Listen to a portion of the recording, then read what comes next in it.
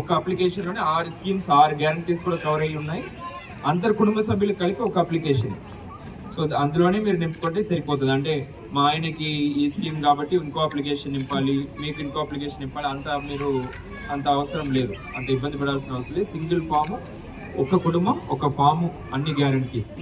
So ఇది కొంచెం చక్కగా నింపుకోండి. ఇప్పుడు మధ్యాహ్నం కూడా మీ వార్డులో కవర్ అవుతుంది. మీ వార్డులో ఎక్కువ మంది ఉన్నారని చెప్పేసి మున్సిపల్ కమిషనర్ ఒక్క సెషన్ కాదు 2 పెట్టాలన్నారు. సో ఇక్కడ మధ్యాహ్నం కూడా ఈ టీం కంటిన్యూ అవుతుంది. ఎవరన్నా పొరపాటున మిస్ అయ్యారని అనుకోండి, ప్రజాపాలన సభ ప్రతి వార్డులో కూడా, ప్రతి గ్రామ పంచాయతీలో కూడా ఒకరోజు జరుగుతుంది. 8 రోజులు, ఒక రోజులో ఒక పూట. కానీ ఆ పూట ఏదో దురదృష్టవశాత్తు వాళ్ళు ఎక్కడో బయటకు వెళ్ళాల్సి వచ్చింది, లేకపోతే ఆసుపత్రికి అట్లా ఏమైనా ఉంటే వాళ్ళు ఏమో ఆందోళన చెందనక్కర్లేదు. అరే మా సభ ఉన్నప్పుడు మేము ఉండలేకపోయాము, ఇప్పుడు మా దరఖాస్తు ఎవరు స్వీకరిస్తారు. సో ప్రతి దగ్గర కూడా సభ అయిపోయినాక కూడా మొత్తం టీం ఉండరు కానీ గ్రామ పంచాయతీల సెక్రటరీ కానీ వాళ్ళు ఇక్కడే ఉంటారు. వాళ్ళు ఉండి ఈ నెక్స్ట్ 8 రోజులు కూడా ఉంటారు. ఎవరైనా మిస్ అయిన వాళ్ళు ఒకరిద్దరు ఉంటే వాళ్ళు వచ్చి అప్లై చేసుకోవచ్చు. బట్ మ్యాక్సిమం 95% ఈ రోజే అప్లై చేసేటట్టు చూడాలి. ఎందుకంటే ఈ రోజు అంటే మీకు సీనియర్ ఆఫీసర్స్ ఉంటారు, మీ ప్రతి అప్లికేషన్కి లెక్క ఉంటుంది, రిజిస్ట్రేషన్ ఉంటుంది, రసీదు ఉంటుంది. సో ఈ రోజు అప్లై చేసుకుంటే మంచిది. మిస్ అయిన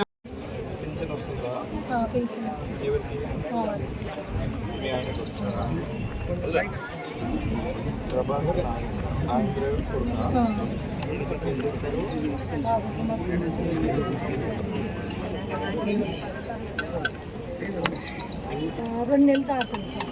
సిలిండర్ ఒక సిలిండర్ 2 నెలలకు వస్తుంది. అంటే 6 సిలిండర్ మీకు సంవత్సరం అయితే 5 వేసినాం సార్. థ్యాంక్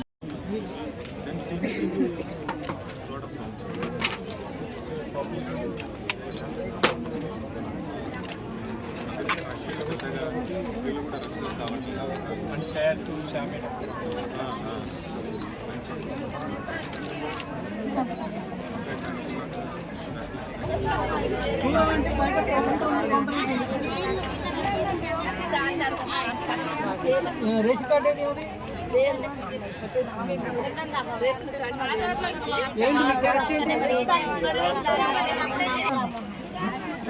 రాయాలా? అక్కడే రాస్తారండి.